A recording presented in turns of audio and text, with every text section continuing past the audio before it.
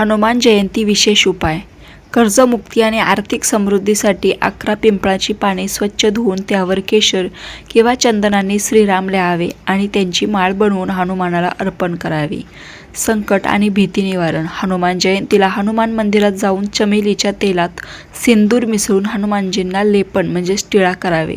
शनिदोष निवारण. शनिदेवाची साडेसाती किंवा ढय्याचा त्रास असल्यास हनुमानजींसमोर मोहरीच्या तेलाचा दिवा लावावा आणि हनुमान चालिसाचा पाठ करावा. मनोकामना पूर्ती. हनुमानजींना गोड विड्याचे पान म्हणजेच पान, लवंग, बडीशेप हे अर्पण करावे.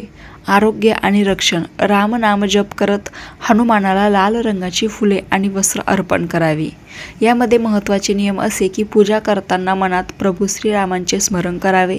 हनुमानाच्या नैवेद्यात तुळशीचे पान अवश्य ठेवावे. चमेलीच्या तेलाचा दिवा लावून हनुमानजींची आरती करावी. रामकृष्ण हरी.